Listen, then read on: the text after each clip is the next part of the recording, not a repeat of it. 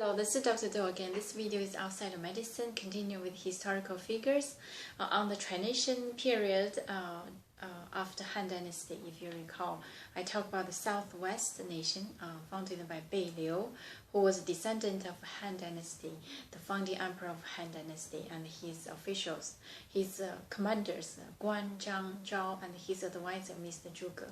So now today I'm going to talk about Mr. Cao, the other nation, which is where the government, the emperor, and Cao, the prime minister, are really the person who holds the power, even though under the name of emperor. So he had a bad name because he held the emperor and he held the power, but the emperor really kind of afraid of him and listened to him all the time.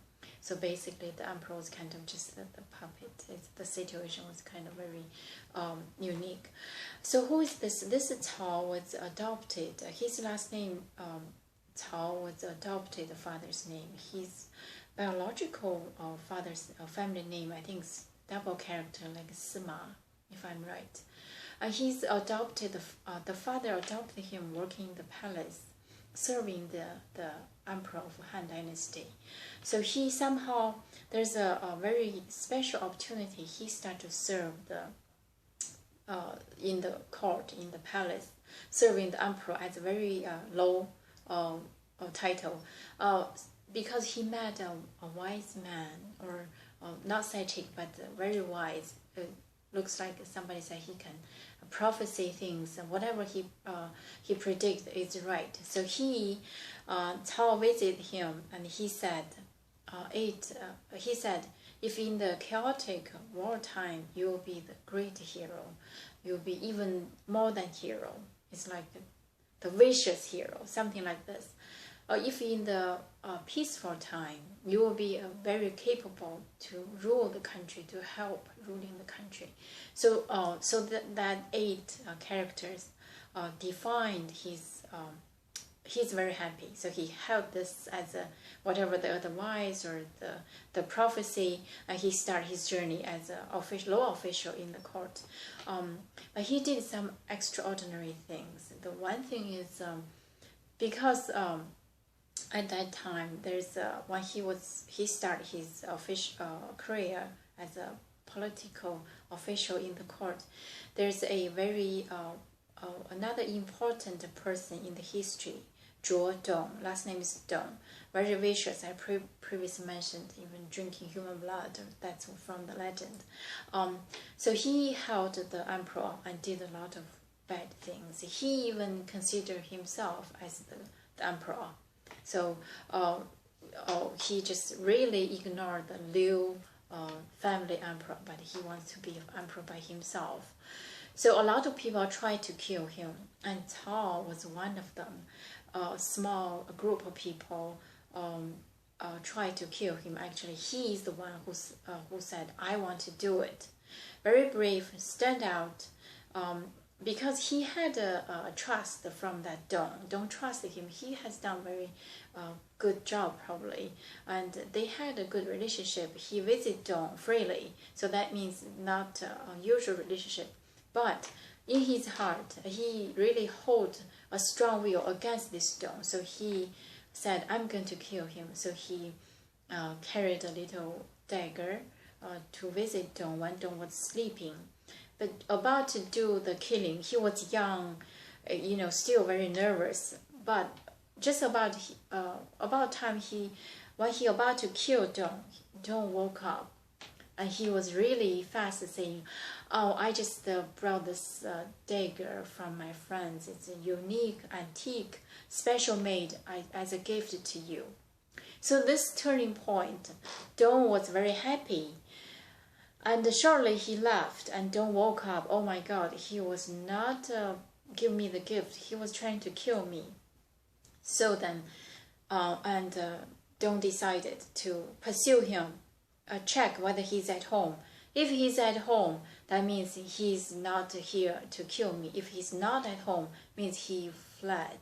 He left because he was afraid that I might, pursue him. So it turns out he was not at home. So then Dong knew that he was there to kill him. So this was one of the extraordinary things he did. And later on, like a lot of stories and people, he had a good name in the officials. Another official, like I said, Chen, know who he was, but tried to work with him and try to rebel, follow him to rebel. So he went back to the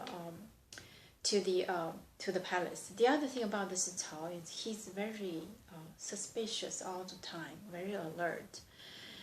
There are a lot of stories about him. There's another story. It's like he, on his way back home to the palace, he went to his father's house, the servant of his father, and he killed those people because he's suspicious. That person went to buy food from him, but a long time did not come back, and he thought probably they're going to kill him. So he's kind of suspicious and killed the family for wrong reason. So, but at the same time, saying that he's always alert as a politician or as a leader, and then he hold the emperor during the war, a lot of war. So then eventually he gained the position. So this is about the Cao. I think it's hard to summarize who he is. To me, I mean, to a lot of people, he's just the bad, the worst politician, schematic plot, and also unreasonably suspicious. But to some people, he is very capable. He can write a very beautiful poem. He can lead. He can deal with or get along with all the people. He thinks is capable. Whoever he thinks that this person is very capable, he took him. The purpose is he keep him so that those people cannot serve the others, but only serve him. At the same time, he is very what should I say? Very vigorous and holding the power tightly in finger and very alert. Anybody, a little sign of against him, he will do something really quick to destroy, to gain the first hand of movement. So that's about him. Eventually, he gained the power and also the nation with the tri-nation, another southwest and southeast. So and the southeast group, like I said, is heritage, very rich. There's only one person I like to mention is Zhou. Last name is Zhou, first name is Yu. Is the commander of military. I think was like a legendary start at 12 years old. The specialty about that person is he's very good on navy construction. So he built the navy and commanded since he was 12 years old. And very talented. On the other hand, since he started early, he's so talented, extraordinary experience granted him very narrow-minded.